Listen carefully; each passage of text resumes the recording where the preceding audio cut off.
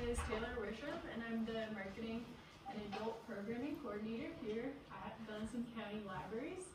Really excited to offer this local author talk. I'm just going to read a brief bio of Dr. Hausdoerffer, and then we'll get rolling. Dr. John Hausdoerffer is an environmental philosopher, teacher, organizational founder, and writer. He believes that peace emerges from systems of change. To this end, he has co-founded numerous organizations dedicated to more resilient community systems, including the Cold Harbor Institute, the Resilience Study Consortium, the Mountain Resilience Coalition, the Sister City International Partnership with the Himalayan community of Matali, India. Dr. John is also the founding dean of the Clark Family School of Environment and Sustainability and director of the Master in Environmental Management program at Western Colorado University. He has authored several titles, including the newest, which he is here to discuss with us tonight. Please join me in welcoming Dr. Hausdoerffer.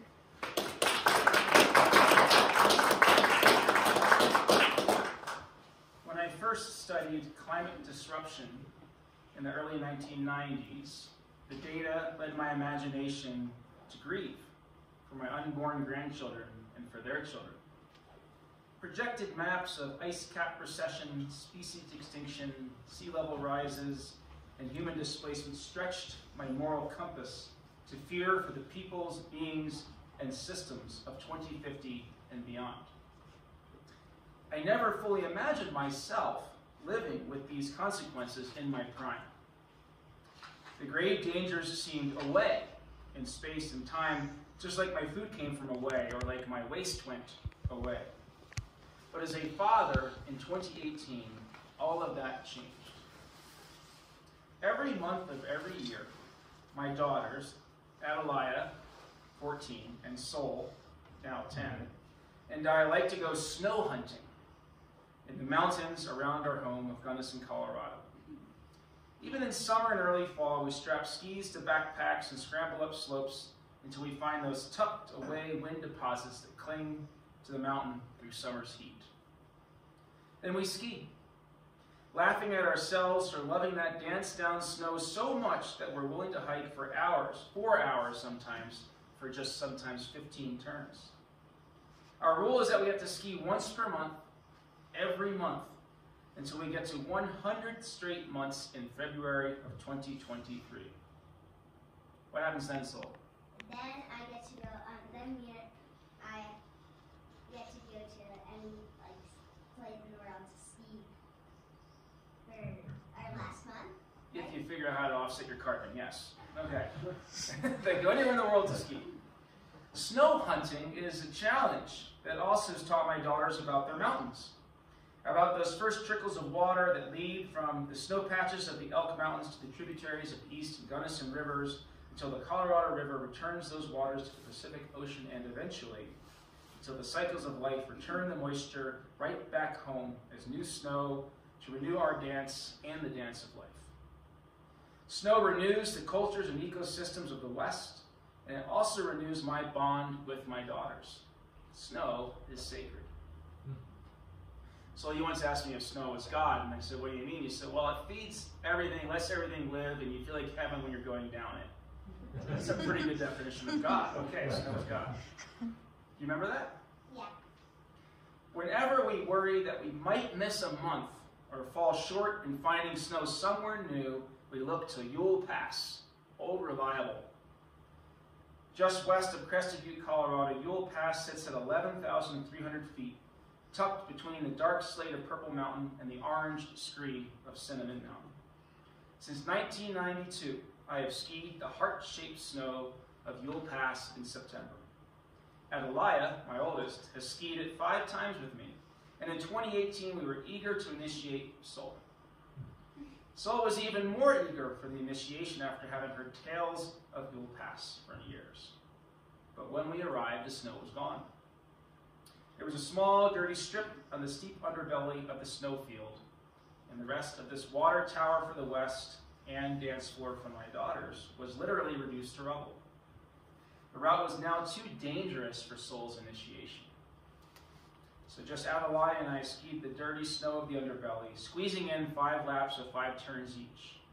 We tried to laugh at ourselves, again, for as always, enjoying whatever we could, but the laughs were not as hearty. As an environment and sustainability professor at Western Colorado University, I know the studies well. The Winter Elk Mountains could see a 75-day reduction in ski season due to climate impacts by 2090. What does this reduced snowpack mean for ranchers, for forest fires, for the indigenous homelands of the Southwest downstream, for alpine, subalpine, sunny desert, and riparian species relying on the waters from those snows?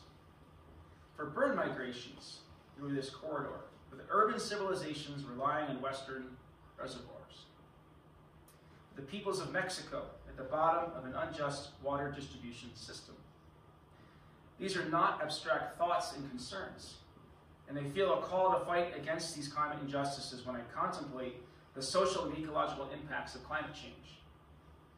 But the disappointment in Soul's eyes, as she looked down upon the dwindling snowfield Yule Pass, conveyed something more powerful than all of the data on climate chaos I had seen for a quarter century.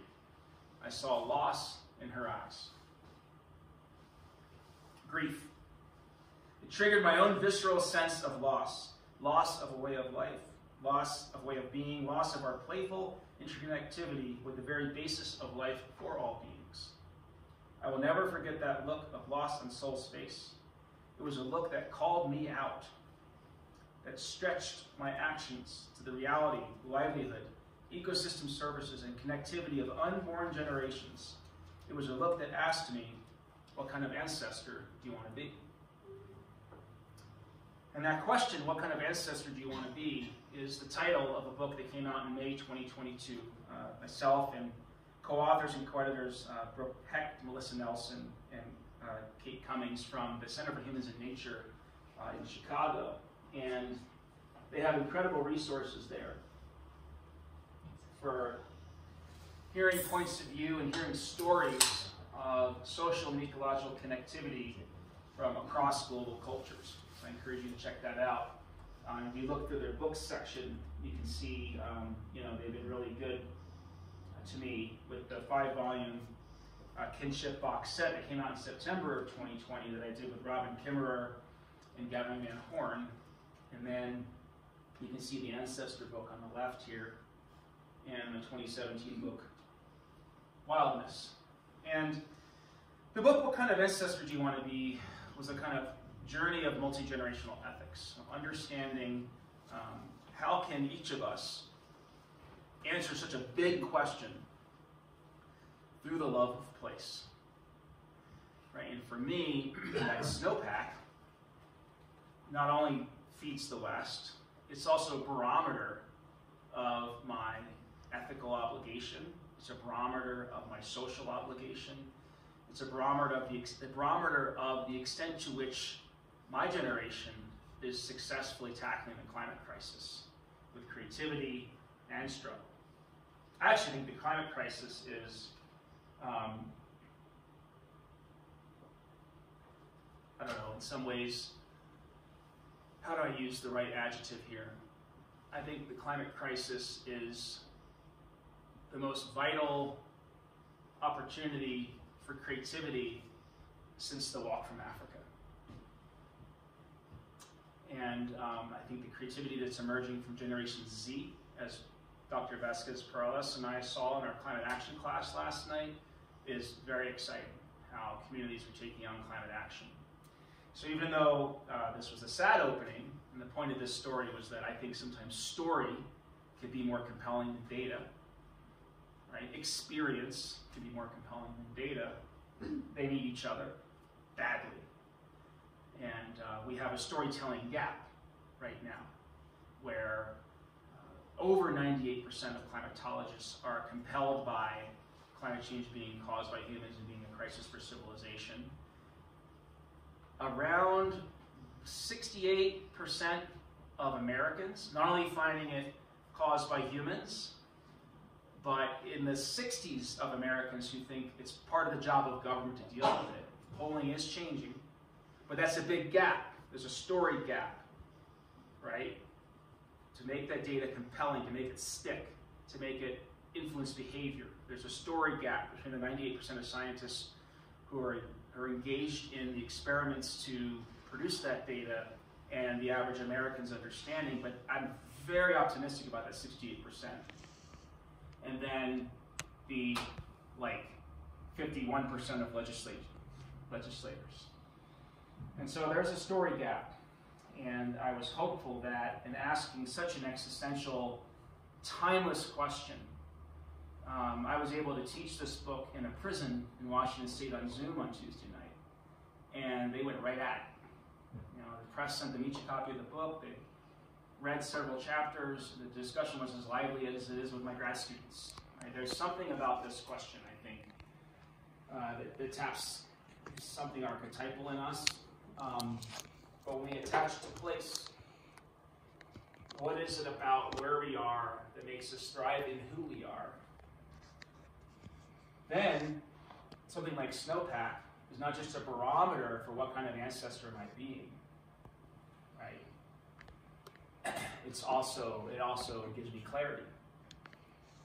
It makes this less of an abstract question. It makes this less of a massive question. It brings it down for me to, if I'm fighting for snowpack, I'm a good ancestor. And everyone has their version of snowpack. It doesn't have to be something physical or geographic or geological or environmental. One of the students in the prison said for him it was the room he was sitting in. The ability to step outside his cell and sit in a classroom, and really bright light outside of it, to sit in the light like this and just learn. He's like, when I get out, I want to teach in this. He's like, his snowpack was sacred, safe space to think and be curious, that he wanted to fight for. And that was his way of knowing he would be a good ancestor, right? So for him, it wasn't environmental, right? It was more a mission about his role in society, about a space he wanted to fight for in that environment of the prison. Everyone has their snowpack. Everyone has their sacred prison classroom. Everyone has that. And when you can locate that place in which you're most connected to your best self, then you know what to fight for in order to be a good ancestor, or to create with in order to be a good ancestor. And so it's fun in here. The authors really take this on and kind of wrestle with what's their measuring stick, what's their place-based connection that makes them who they are at their best, that they want to fight for to know that they're good ancestors. Or not even fight for it, play with, honor, reenact. Many of us are friends with Aaron Abeda. He has spoken in this space probably many times. Nancy, how many times has Aaron spoken in this room? Probably 3 that I can think of. Yeah, so for him, his answer was his grandmother's fire. What's the Spanish word for grandma? Abuela. His abuela's fire in Antonito, Colorado. He goes back 8 generations there. And for him, she's a great ancestor because of the way she tended that fire. So he calls himself an ancestor of fire. Here's what Aaron Abeda has to say about that. I'm asked what kind of ancestor will I be? I struggle with the answer because I mistake it for asking about the future. But really, it is calling me back to the places where I learned how to be. In the distance of back then, the light is gone from the day. Everything has folded into purple and black. I imagine a single light. It glows in the vastness of memory. I hear wood split. Smoke ascends. I am a boy again. I must have been helping the men lock up sheep for the evening, but just beyond the corral, my ancestor is chopping wood, preparing for the night. The wood box is full. Seek, she tells me. Collect everything. Care for lost things. She compares love to bread baked in a wood-burning stove. She has gone before me. This flame is sacred. I am an ancestor of fire. You know, and it's like, from one point of view, it's just this mundane thing to stay warm and to keep food cooking, you know, out of an impoverished community that didn't even notice the Great Depression, right? But over time, day in, day out, as a practice of being, the mundane becomes magnificent. And the fire becomes itself an ancestor, a teacher. And the grandmother is an ancestor, a teacher, but also a vessel of the lessons of the fire. Seek. This is what it means to be a good ancestor. Learn from tending a fire. Aaron, who's also a mayor and a poet and a football coach and lots of other things, like this fire is his guide for how to be an ancestor in all those other arenas. Seek, collect everything, care for lost things. Right? And so what are the conditions necessary to literally and metaphorically continue that fire in his place? Fighting for those, creating for those, is what it means to be a good ancestor. Once you locate your place-based cultural keystone that makes you who you are at your best, then you have a path to good ancestry. There's one more I'll read from here, if that's okay. Her name's Kaylena Bray, and she's a Seneca author from New York. And for her, it's corn, right? You think of the three sisters of indigenous communities, corn, beans, and squash. It's such a sacred aspect of their diet, but also in sort of like checking pests for each other and making sure the soil is rich. And for her, corn is a teacher, a protector, a warrior. So I'll share what Bray has to say. The ancestral lineage carried through seeds has become a tangible reminder for me of what it means to be an ancestor. So we've gone from a grandma teaching us, or a daughter teaching us my story, to a grandma teaching us Aaron's story, to now corn. The ancestors are not just human, right? Okay. The grandfather pod corn was given its name for a reason.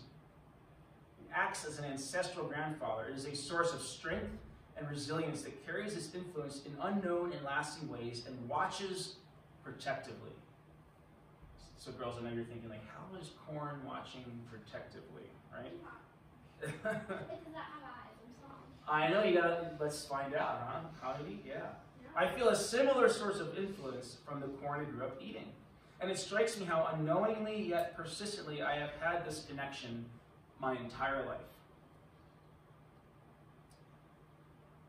To this day, when I eat white corn in soups or boiled bread, I think of what life must have been like for my ancestors and the strength and resilience needed for this corn to still be here. I think of the French expedition of 1687 when they burned 500,000 bushels of our white corn in a raid designed to wipe out our people at present-day New York. Despite these attempts, we are still here. And the corn is still here.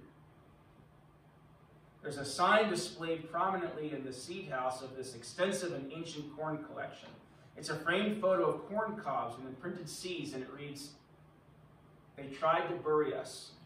They didn't know we were seeds." I just want to pause there for a minute. You know, it's so powerful. So how is corn an ancestor? Through that quote. They tried to bury us. They didn't know we were seeds. We just learned from corn there and surviving colonialism.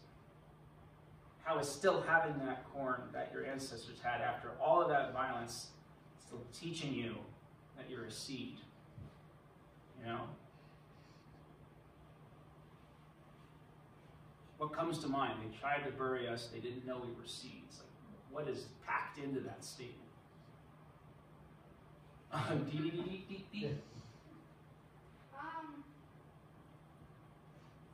Like, if you try to bury a seed, it doesn't make sense because it's just gonna grow. Yeah. It's, if you maybe like take a seed and put it in like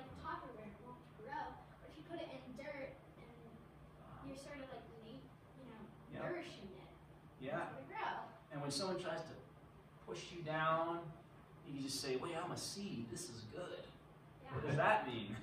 Saul, and then Pete, Dr. Gauss, the 5th grader, and then Dr. Gauss, the emeritus professor. Okay. So, say there's a seed and it's floating in the air. Then somebody pushes it down, puts it in the ground. It's going to grow. It didn't grow in the air. So, like when somebody buries a seed, it grows. Yeah. What do you think, Dr. Gauss? Did I see a hand? No. Oh, I'm sorry. No. Sorry. George, you let out a chuckle when you heard that passage. That's my answer. Yeah. So, go ahead. I guess what the person is trying to say is, when you put a person down, some people don't come up and they don't defend themselves. But when some people get pushed down, they grow and they're like, no, you can't do that. You did that before, but you can't do it again. And the people, that's very well said. And what she's saying here is that the people who are connected to where they live, the kind of food, the kind of soil, the people who are connected to the instructions from their ancestors on how to live with that corn, are the ones who know how to keep the corn growing and themselves growing, and the knowledge of their ancestors growing. And they make themselves seeds by learning from the seeds. Right? I'm going to move on, buddy, okay? I love you. I was talking to Pete there. So, that's, to me, that's the Ancestor book. It's 40 authors, including poetry, creative nonfiction, from about 20 self-identified cultures from around the world, including New Zealand, India, but mainly, Black American, Latinx American, but predominantly indigenous from Turtle Island, because this question emerged from the White Earth Reservation. A man named Michael Dahl, when I visited the White Earth Reservation, asked me this question. And so it's just like this deep, stirring, uber-ethical question. And what I learned was I can't ask it until I shift my thinking to realize, I'm not the one to answer it. I have to learn how to develop ecological skills to listen to the land and see it as my ancestor, to learn from the more than human world. And I need to sort of humble myself and not make this a book that just I write, but really listen to the voices of people from many different cultures and how, through their way of knowing, they wrestle with the question. And that's what happens in here. Everyone has to wrestle with the same question in their own way. The Kinship series that came out a couple months later, this is the 5-book box set. And I got really into box sets in 1989 when Jethro Tull came out with a box set. So I've always wanted a box set. Sorry, no flute tonight. Robin Wall Kimmerer and Gavin Van Horn are just so prolific, and they have so many connections around the world. They were able to just, I brought my voices together and offered interviews and essays on my own, but really it's a prolific, industrious, connected work of Gavin and Robin that really made this happen. For me, Kinship is kind of the sequel to the Wildness book that I did in 2017. The Wildness book was about, we all love the wilderness around us. We have 9 wilderness areas, right? Within a 90-minute drive or something, and it's incredible. But how do we see the power of wilderness, that self-organizing capacity to create vibrant life? How do we find the power of wilderness everywhere we live? How do we find wildness, is what I call it. The wildness outside of wilderness, also in urban areas, also in working landscapes, and that was what that book was about. But what I learned from that project was that all along, I shouldn't have been using the word wildness. There's an author named Enrique Salmon in that wildness book, Raura Murray Taramara from Copper Canyon, Barranca del Cobra, is that right? Yeah, Barranca del Cobra. Yeah, I think it's bigger than the Grand Canyon, right? Yeah. And yeah, amazing place. He, in that book, Wildness, his essay said, there's no word for wild in my language. That production of our culture resulted in ecological diversity. So we are a keystone species. Don't tell us that land is wild. And it gets you thinking, like, what would it mean to have your home that your ancestors intelligently developed called wild? First of all, to call land wild makes it available to steal without it being seen as stealing. Right? Secondly, you erase all that intelligence and knowledge and memory from the people who lived in that place. Right? And so he really disrupted that word wild for me. And I was like, what am I really trying to get at in that wildness book? And it really was about a kinship. About a kind of like a shared personhood that humans have with all beings, systems, and communities. To me, a person, let me get a little heady here, a person is any being, system, or community that pursues its own good in its own way. Historically, in the West, a person was a rational being. Everything else was a thing. And so in the West, we kind of cooked the books, right? Because you could say, we have intrinsic value, humans. Everything else is instrumental value, right? And so, including certain cultures, certain genders, certain nationalities, etc. So how do you disrupt? How do you disrupt that dominant view of what gets to be a person versus what is an object that can be used willy-nilly? Kinship tried to get at a cross-cultural view of the personhood of everything.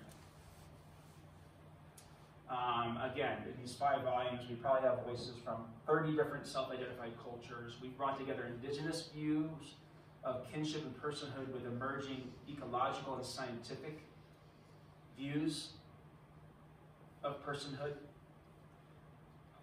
The city of Toledo, not like hippie Berkeley, the city of Toledo has voted to recognize the personhood of Lake Erie, which allows Lake Erie to have legal status in suing agribusiness when the runoff destroys the fishing industry, right?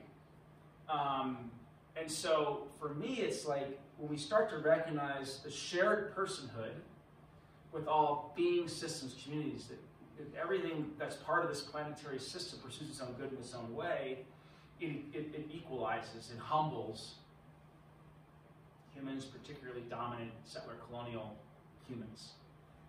And so suddenly, once we humble our humanity, let go of all these ways in which historically in the West we wanted to be superior and say, no, we're equal in personhood, now kinship emerges, right? We're in a family together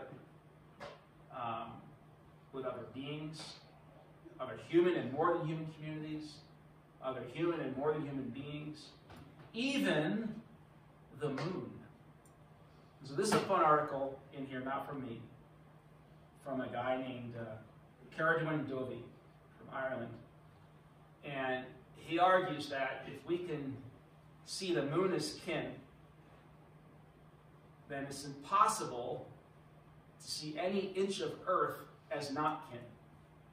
It's a radical act to see the moon as having personhood.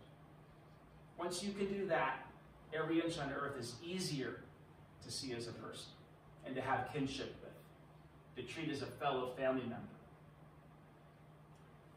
And so, here's what Caradwyn Dovey says about the moon. For millennia, humans have gazed at the moon in wonder. In different places and times in history, we've understood it to be a person, a god or goddess, a place where the souls of ancestors live. A marker of seasons, cycles, and cosmic calendars, a metaphor, mystery, or myth, a scientific puzzle to solve. But have we ever thought of the moon as nature? What might happen if we define the moon as part of nature, rather than as part of unnatural space, thus more powerfully acknowledging its relationship to Earth? Prospective commercial moon miners are already trying to do this for different purposes by calling the moon our 8th continent. In their venture capital bids, so the idea of mining it has become less shocking once you call it the 8th continent. Yet this kinship extension from Earth to our sister satellite can instead be used to frame the moon as the ultimate place of resistance. The moon is the ultimate place of resistance. As the widest spaces on Earth always have been, the wildest spaces on Earth always have been to encroachment and destruction by humans. Wendell Berry says, people exploit what they have merely concluded to be of value, but they defend what they love. While the moon and other celestial objects are seen as partly alien, they're also seen as a little bit unlovable.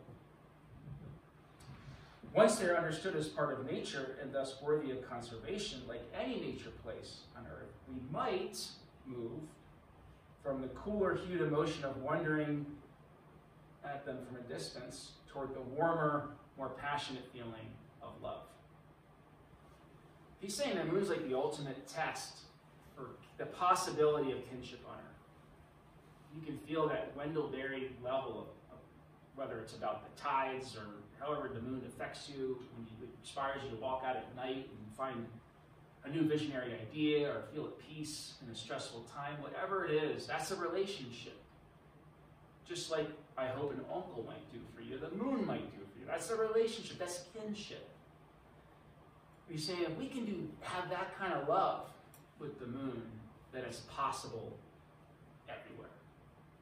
And a kinship revolution is possible that insists on the personhood of rivers, lakes, mountains, snowfields, displaced cultures, you name it, endangered species, etc., which also would be a legal revolution, as we're seeing with places like Toledo.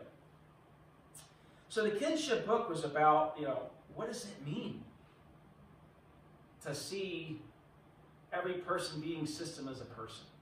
What are the implications of that? Is it even like a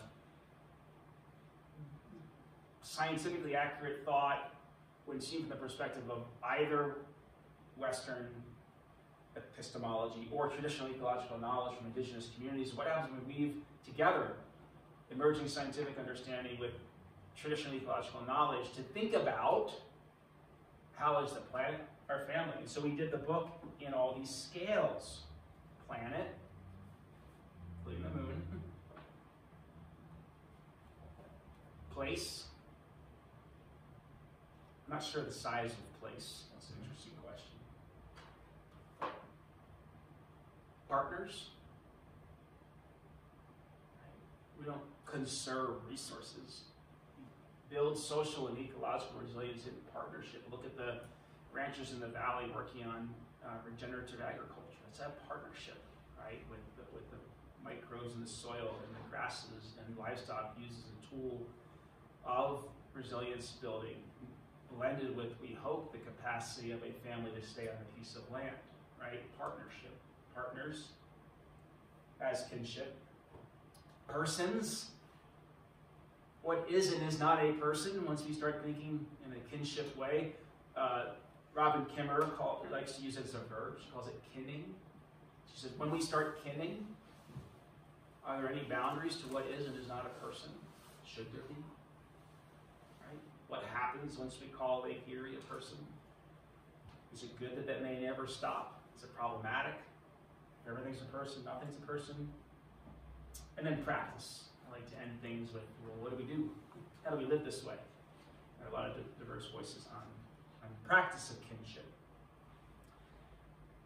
I'm going to pause for a minute, and I'm going to end with a story time, because we are in a library, and read from my essay in kinship, the whole essay. It's not that long.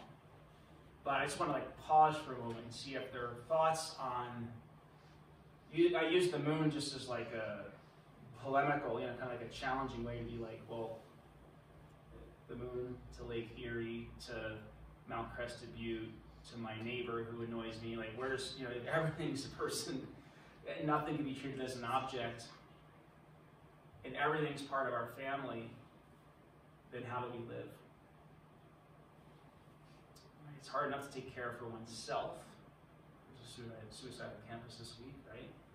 There's a mental health crisis in our country, obesity crisis. It's hard enough to take care of oneself. It's incredibly challenging to think about how to be good to each other in the midst of a world in which we have our own needs and they have their needs and they're different. Across cultures, across power relationships, that's hard enough, right? Extending out to animal rights movements. If it doesn't end, all the way out to the moon and the cosmos beyond and the stardust we're made of, right? And all of its person, and all of its kin, and all of its family, how do we live? Right? How do we live? That's, you know, what I was trying to wrestle with in this kinship book, and I knew I didn't have the answers. I had to ask folks from different academic backgrounds than me, from different cultural backgrounds from me. But here I did come up with. But any comments or questions, just as I paused there, like if we extend personhood that far, if we widen our kinship family that far, how do we live? I think it's okay to just let that sit and to find ways together to find joy in playing with how do we live. I mean, one way of looking at it is how wonderful. If everything has personhood, then everything can be a teacher, everything can be an elder, everything can be a partner, everything can be a student. Like, what an amazing journey through life once you open your eyes and say nothing's an object. How fun is that? It's also incredibly heavy existentially. Yeah? Does that make sense? But any thoughts or questions before I just read? Yeah, Pati. Well, when I moved from Wisconsin, when we moved from Wisconsin in 2015, I noticed that we have this majestic place that is Gunnison and Presbyterian, and being at the top of the mountain and see us surrounded by this amazing beauty, or driving on the dark because there is no lights on the highway. We have the moon that can light us many times during the night, but when there is no moon showing there, it's like you just have the lights of your car or the other people. So, and having all these wild animals crossing the street, it was very beautiful and overwhelming, but also coming from Milwaukee, where it's a big city, but still not too big like Mexico City. I find a challenge. The challenge was the people, not the place. Was the people, because they find it very suspicious when I try to be nice. And they find it like they didn't, even if they needed help, was not okay to help them because they haven't asked for help. Even if you could see them hurt and you wanted to be there and help. So then I have had this experience in this town where I feel like we are building barriers. Us, the people, not the place. The place is not building anything, but we are building this gigantic barrier between us because there are no sidewalks, and so we have to do shortcuts through some alleys or by the campus parking lot, but it's considered private. So what happens when you cross them? Someone feels threat, and they call the cops. And then we become nothing. This place becomes something where I keep asking myself how to live in harmony when everybody's building barriers. Yeah. And I was just listening about your book. You're saying this, for you, is easier than this in this place. In this place. And one time someone said, if you don't like Gunnison, Gunnison doesn't like you, and if Gunnison doesn't like you, you need to leave. And it's like, that's very powerful because anybody with mental illness can drive that person to suicide, unfortunately. So how can we live in this place and in between us to don't harm us at the same time? How can we do this? Because this is what we have around us. It's just amazing. Well, I really like what you're saying. This supports, yet again, why I try to bring so many voices from different backgrounds into here, because, right, for me, you know, as someone who's been skiing and comfortable in mountain communities as a white guy since I was a kid, right, for me it's like, I get along great with the people. How do I build kinship with the place? What I'm hearing from you is, when you arrived here, you felt kinship with the moon, you felt kinship with the land. Yeah. The people were harder, given who you are to them, given where you come from. And I think that what I'm hearing is that kinship depends on the person and the person's background. And I don't know if that speaks to you at all, that for some people, if they're especially privileged, it's a challenge of how do I go from feeling kinship with people to learning kinship with land. For others who are being displaced, it's I love this place, but how do I build kinship with the people who are being unkind? Does that make any sense? It does. It makes sense. Well, I'm sorry you experienced that here. Yeah, it's hard considering what amazing time it is. And they are very nice and sweet people, but when you find that they are building divisions between our small street, not our city, but our streets where I live in beside the street, those are the people from the other street. And you're like, okay, come on, we're the same town. Or they're the same moon, you know? So now they've got the same mountains. Well said. And here you are in the same library with us. So thank you for sharing this. Udit, we're going to have you go, and then it's going to be story time. What do you think of that? Stories. Okay, go ahead, buddy. What are you going to say? I was going to say, I like mountains, I like people, people like me, mountains like me. Next generation, right? Next generation. It's a multi-generational journey. Thank you for that. Yeah, so if you'll indulge me, I have never in a reading read an entire story or essay of mine. I always just do like one sentence or a paragraph for 2 pages from me and then snippets from others. But this is about Gunnison. And this is my only reading in Gunnison. So what do you think? Anybody know where Terrible Mountain is? If you go to the town of Pitkin, above Quartz Creek Properties, is Terrible Mountain. You know Terrible Mountain. You climbed Terrible Mountain. Ricardo, you climbed Terrible Mountain. Udit and Sol have climbed Terrible Mountain. Yes.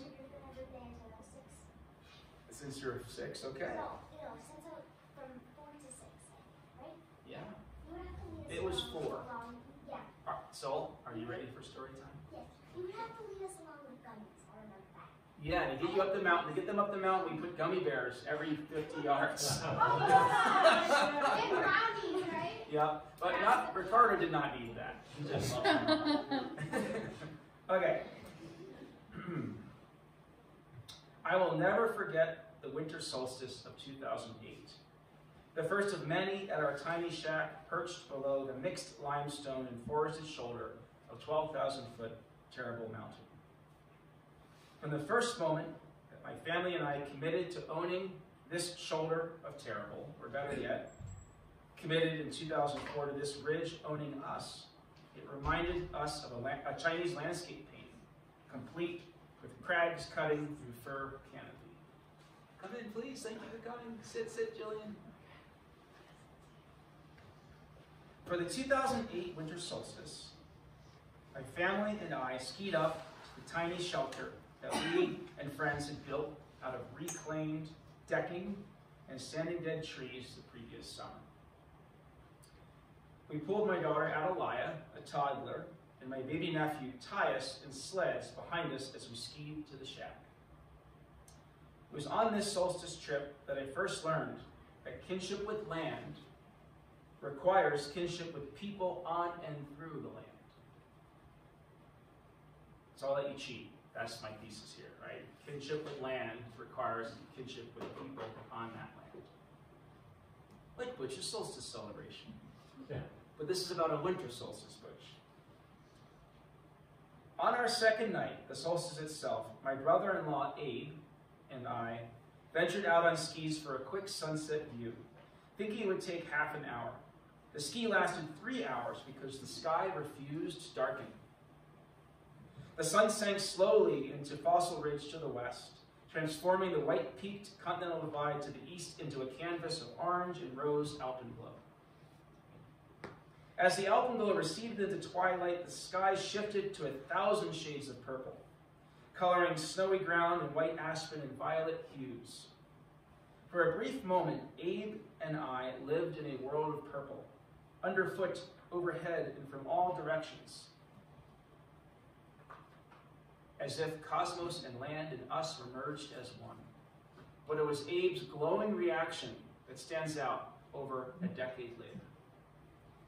Abe had had a hard life, raised by hard yet loving people, bail bondsmen and drug dealers who eked out a life and gave Abe whatever love they could, even when inconsistent. Abe himself had a hard edge, which manifested at times as a deep anger or burning silence.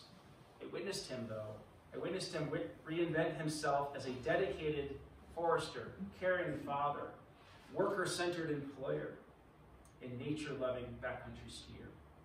Abe openly shared this struggle to transform himself, becoming the most open person I've ever met. He gave everything to the practices of care and play in the forests that smoothed his jagged edges. To Abe, the forest was a place of healing, his best chance at becoming a better father, husband, friend, employer, citizen, ecological community member, man, and human. More than any other moments I can remember, that 2008 solstice softened Abe, made it safe for his love of life to crack open with contagious joy. That night, Abe stopped skiing to take in the slowly graying purple, as stars and snow crystals mirrored each other in quantity and quality of pure light. Abe looked at me and I at him, and we both started laughing at how this sunset would not end. Through the laughter, he asked out loud, as if to the forest, how could anyone call this terrible mountain? Abe has since passed, leaving this realm in the spring of 2019 after a courageous and at times serene bout with cancer in 5 parts of his body. But something deep within his question remains. Something deep within the forest knowledge and practice he shared with me on this land adds layers to this question. How could anyone call this terrible mountain? Now, I ski solo for the 2020 sunset. I carry a thumb-sized vial of Abe's ashes in my pocket. Abe wanted everyone he loved, and there were many, to have a share of his ashes. He asked that we spread them across our favorite places worldwide, to broadcast Abe's enthusiastic love for inspirational places.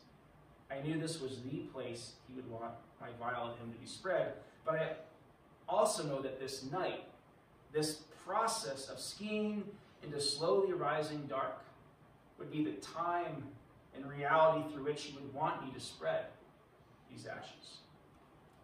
The younger daughter's soul, not around in 2008, but now a 10-year-old force of curiosity, asks me when I will be back as I ski away. After the sunset, I tell her, knowing I have quite the journey ahead of me. Why so terrible? Armstrong Gulch sits 2 miles northeast of our shack. 2 ridges before the Continental Divide, about 500 vertical feet below our shack and 10,000 feet above sea level. In 1862, Armstrong Gulch was the site of either a murder or a justified Ute homeland defense, or both, depending on who you ask. As the first prospectors entered this valley and began extracting gold, mining $50,000 in 1860 worth of stolen Ute gold, a group of Ute tribal members killed the miners. To To give a sense of the sheer power of extractive greed and mining rushes, within 2 decades of this modest Quartz Creek watershed suddenly housed 2,000 invaders, including only 50 women. The new town of Pitkin, at the center of it all, hosted several newspapers, bars, churches, brothels, hotels, and the legendary train station. The legendary train station below the quarter-mile-long Alpine Tunnel, blown through a mountain to hasten the transport of minerals to markets from San Francisco to New York. This explosive emergence of Pitkin required 30,000 board feet per day, selling for $36 a thousand. Just over a decade after that surge, the 1893 silver panic caused the population to drop to fewer than 500. So now it's down to 500, right, in like 15 years. Today, Pitkin's population sits at just under 100, where it has been for nearly a century, despite continued presence from loggers, Basque sheep herders, an unrealized vision for a ski area, a small university town 30 minutes away in Gunnison, Vail Resort spying up Crested Butte an hour away, and summer getaways and fall hunting cabins dotting the basin. My presence here falls under the getaway category, and I often wonder about my role and responsibility from the perspective of this place's deep, complex, and violent history.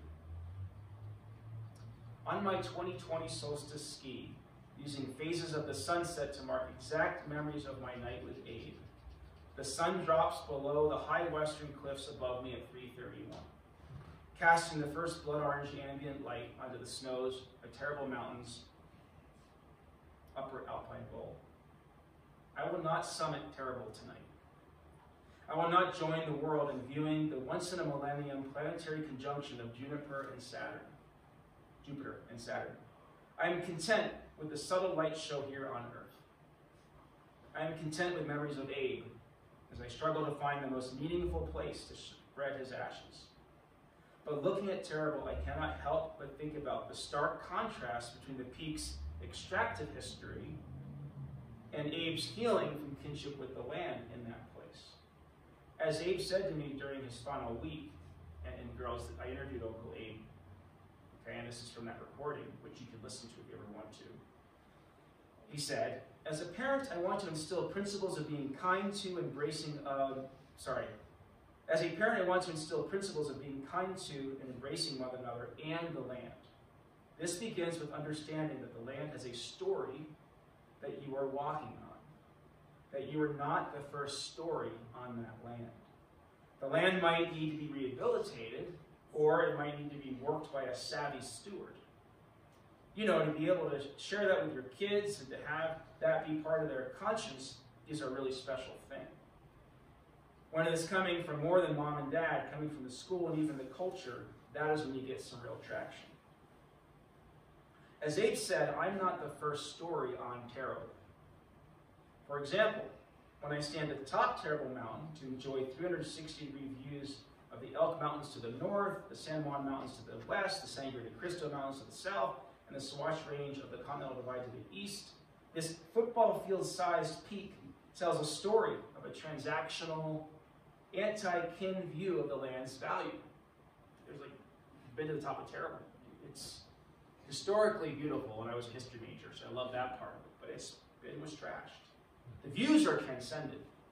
Yet underfoot one finds knee-high, 150-year-old garbage piles of rusted canned goods, collapsed spruce and pine beams of abandoned mines, faint remnants of train tracks from moving minerals and people in and out of the mine, and glass, lots of stories. This historical trash tells of society, my society, which valued and continues to value the world only by how it serves humans. Wealthy white humans in particular. Perhaps even that description is too generous of me. The story of Terrible is one of valuing the world only by our most short-term and greedy interests, as opposed to humanity writ large. Philosophers call this egocentric anthropocentrism. We're going to school, Taylor. Egocentric anthropocentrism. When the value of living systems are reduced to their instrumental value, a value that rests entirely on what we can gain from its existence. In the historical context, places like this are deadly for indigenous people.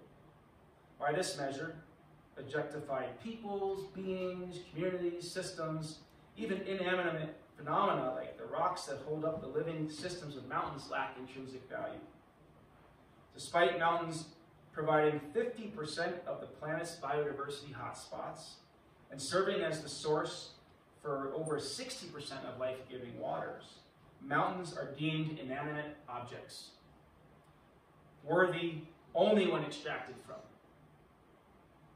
Alternatively, in a biocentric or ecocentric framework, living beings and systems sustaining life lie at the center of what has value. Their value is in holding life. Their value is in sustaining and providing life. But in having equal existence and personhood from pursuing their own good in their own way. Looking up at Terrible Mountain, I remember my kin, Abe, who passed away. I am reminded of another framework from the indigenous author Enrique Salmon, kin-centric. So we've had anthropocentric, right? Nature only has value when it serves humans. We've had biocentric, nature has value by having life. Ecocentric, nature has value by creating interactive systems that are the source of life for everything, not just humans. Kin-centric, from Enrique Salmon, right, is really interesting. Kin-centric is similar to biocentric and to ecocentric, except it offers a deeper place for humans as co-creators and as a keystone species in the more than human family. This is the gentleman who said there was no word for wild in his language, because through producing their society, they increased the biodiversity of Copper Canyon. Right? So like a beaver in producing its livelihood, right, creates all this habitat for other species. Enrique is saying, well, our culture, through its knowledge and practice of who we are, we're a keystone species too. We create kin through partnering with non-human kin, kin-centric. Biocentrics like protect life that suffers in the meat industry. And some people who are biocentric are not anti-meat. Right? Temple Grandin looks at like ethical ways to kill, right? To slaughter. Ecocentric folks are like protect ecosystems that enable all of the species that we evolved with to thrive. Protect, protect, conserve, conserve. Kin-centric is create together with all the species we evolved with for cultural and ecological diversity to thrive together. That's kin-centric, putting that family relationship at the center.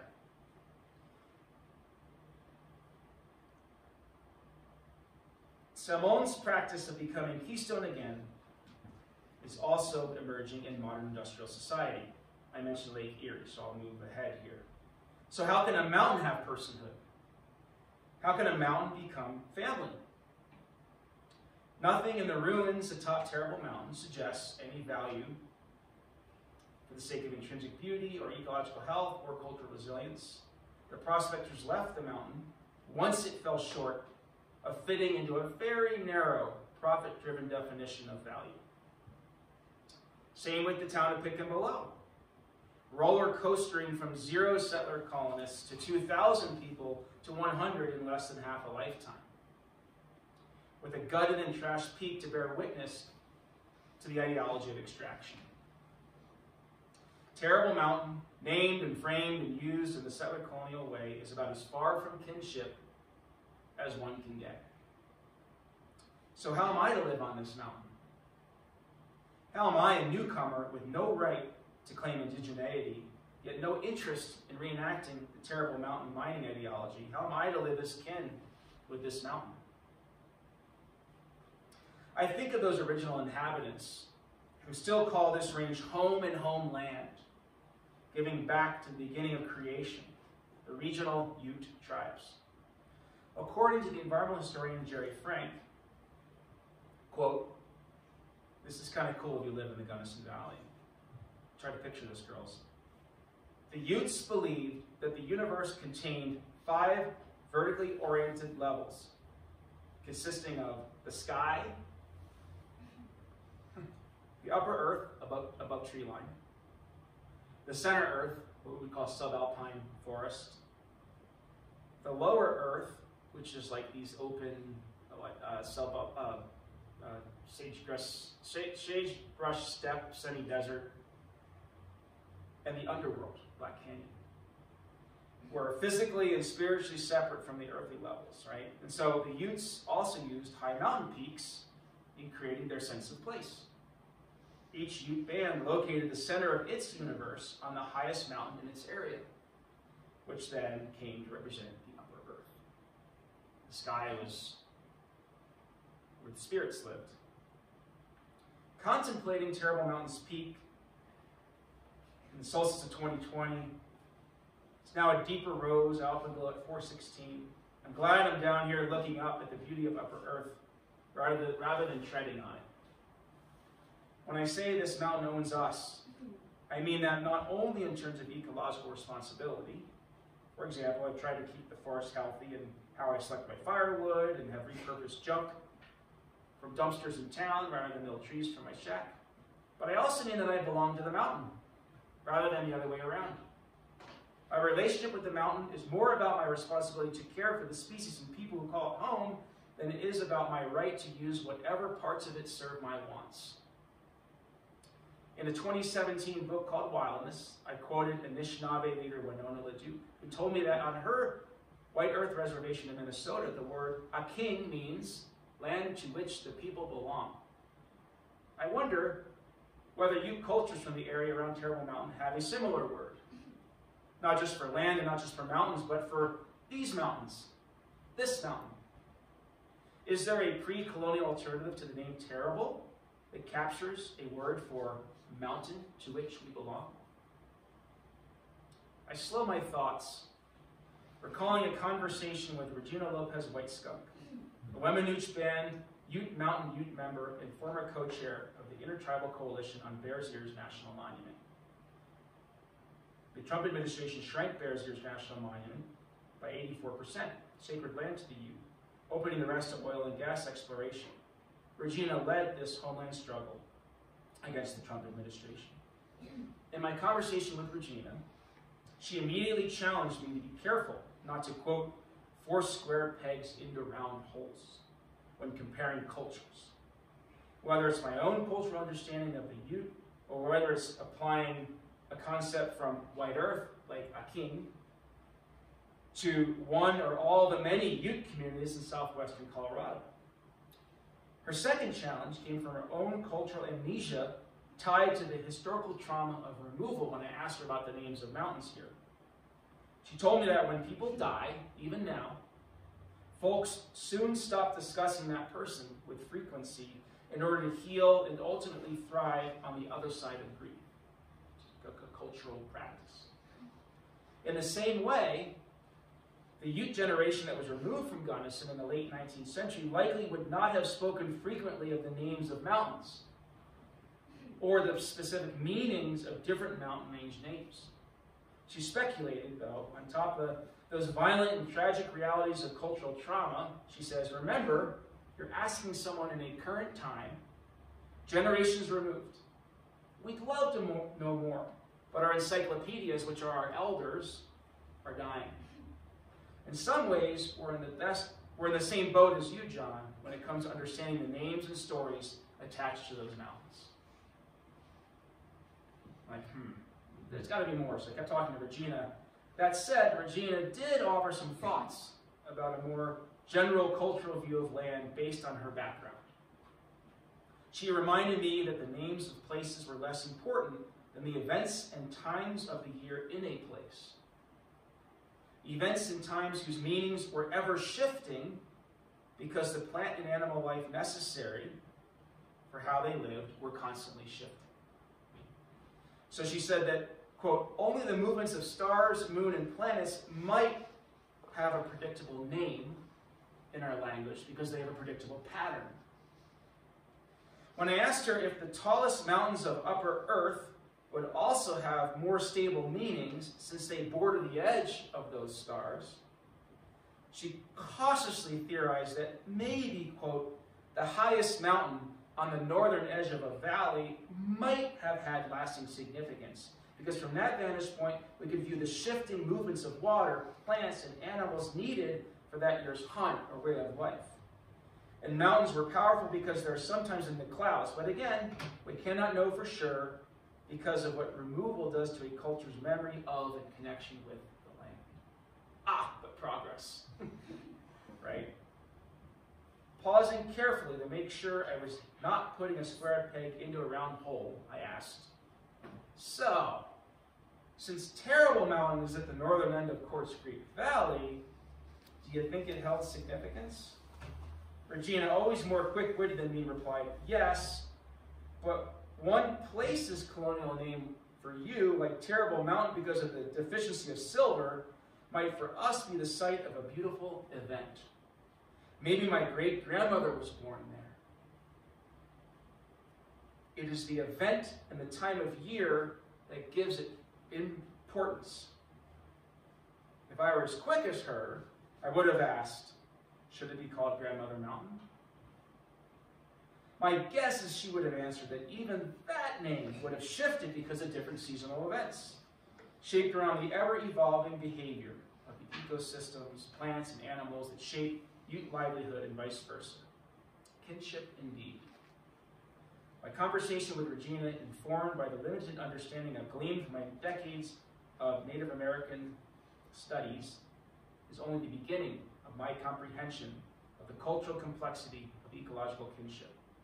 I have work to do, starting on this mountain, listening to the people who rightfully call this home, and interacting with this land, this kin, that their events shaped and were shaped by. I have lots of work to do. It's now 4:43 on the winter solstice of 2020, and the dark has begun to rise above the peaks to the east. I love sunrises and moonrises, but I'm in love with the dark rise the most, in which the ascending shadow of the earth is cast upon the eastern horizon by a setting sun from the west, lasting until the rise of earth's shadow darkness engulfs the whole sky in night blackness. Where to spread Abe's ashes? I remember how Abe loved skiing down the chutes between the 100-foot-tall limestone cliffs above our shelter.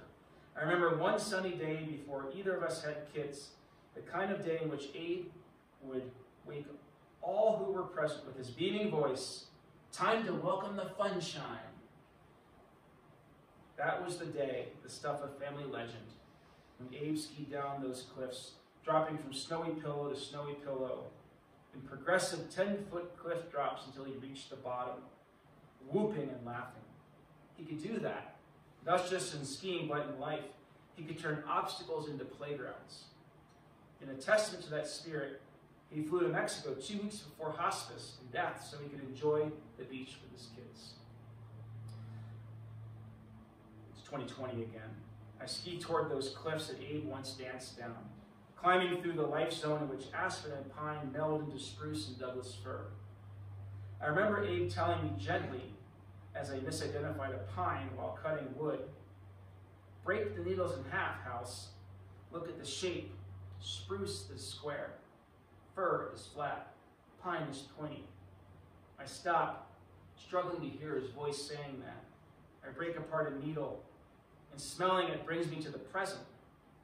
After 3 fleeting breaths of being present to this evergreen scent, I'm pulled back to the past. When facing cancer, Abe said, "The past makes me depressed, thinking of what I never accomplished. The future brings me anxiety, thinking about the handful of weeks or days I have left. But I have just as much present as you, House, and that fact gives me peace." I smell the needle again, seeking a practice that brings me to that present Abe spoke of.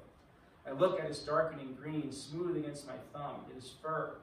I slide on skis to the thick bark trunk, hundreds of years old. I feel the roughness against my gloveless right hand, or rubbing the smooth needle between my cold left thumb and pointer finger. How could something so rough, yet so smooth, come from the same life force. Did Regina's ancestors rest in this tree's shade while following elk in the fall? With my hand on the trunk, I feel something rushing deep within the tree. I think about the hundreds of gallons of water per day that course through a Douglas fir. I'm thinking too much, though, so I try and try again to stay present to my breath, hand on tree, hand on life, feeling that pulsing life, present to it for just a moment. My thoughts return to the knowledge of the massive roots pumping water through the tree, pumping oxygen into the atmosphere, filling my lungs with each almost present, almost mindful breath. Are we breathing together, the fir and I? As Karen once asked while we meditated in the woods. Those roots entangle with mycelial networks that connect all Douglas firs on this side of the mountain and beyond. I think of Richard Powers' novel, The Overstory. Quote, before it dies, a Douglas fir, half a millennium old, will send its storehouse of chemicals back down into its roots and out through its fungal partners, donating its riches to the community pool in its last will and testament. We might call these ancient benefactors giving trees. Abe taught me that Douglas fir firewood will give me the longest fires in my stove back in town. The long burning hardwoods of the east. Other than the applewood Abe once slogged up our mountain, grunting with self-deprecating joy as he pulled the sled behind him and skied through snow to deliver our solstice gift, Douglas fir is the longest burning wood we are going to find. So I smile at this tree. The smooth needle, the fire-resistant bark, the coursing water, the pumping oxygen, the soil-based network connecting all life, the generosity of a tree that gives all it has to its forest family at the moment of death. This giving tree is not unlike Abe. When he offered a weakening yet loving smile of, "You got this," to his son Tyus and his daughter Mira the night before he passed. In other words, this tree fulfills the function of the ideal family member. And my kinship with family, with Abe, led me to appreciate that. I return to my breath, literally the breath of the tree, and as I seek the present again, I find 5 breaths of momentary clarity until I'm pulled back to my knowledge that this tree and I share a quarter of our genes. This tree is kin. My kin led me to this kin, and I honor them both, Abe and the tree, on this night before light returns to earth. I chose not to spread Abe's ashes at the site of this legendary pillowed cliff ski run. I want that site to be a place of play for his kids and maybe someday their kids, not a place of grief. I turn from the Douglas fir. It's now 5:08. The dark has risen, but not with the straight bottom to top darkness of summer. With the low angle of this winter solstice sun, the dark is a blend of colors that results in the exact purple Abe and I experienced. Just as Regina said that an event during a time of year is as important as, if not more important than, a place, I know that the moment of purple is just as important in spreading the ashes as determining the right spot. I know I have 20 minutes of purpling left. I think of events that most defined Abe here. I remember the place-making activities that Abe and many others offered here. I ski down between trees on the steep slope. Snow and aspen reflect the violet sky just as in 2008.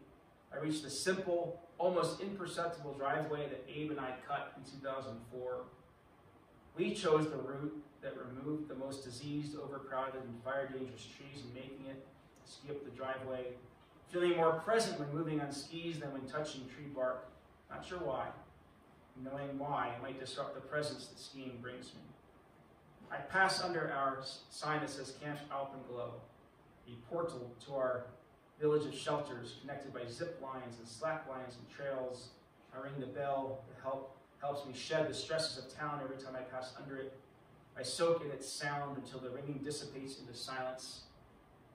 I ski among the Camp Alpenglow structures, a name inspired by nights like this as a family.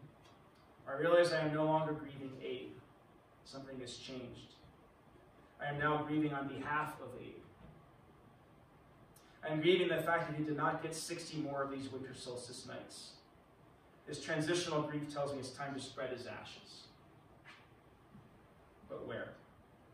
Then I remember, when deciding where to build our first structure, Abe said we should ask the forest. A very practical man. He did not mean this in a hippy-dippy way.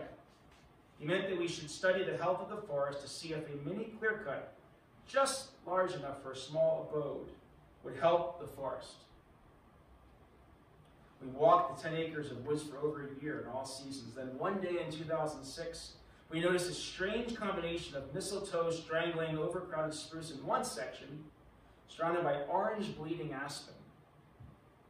Aspen trees in the group are mere parts of a larger underground root system forming one organism.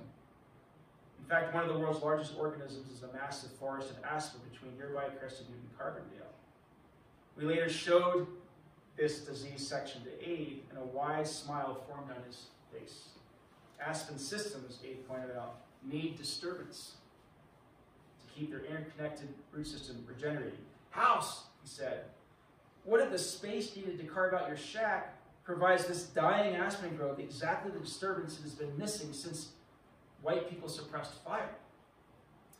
A very concentric suggestion. Can we begin to act as a keystone species on this land? I paused on that 2006 afternoon when Abe said that, and I looked around and started counting. More than half the trees in about a 3,000 square foot space were dead aspen. Another 20% were bleeding orange, perhaps from sudden aspen decline. Another 5% were overcrowded and diseased spruce.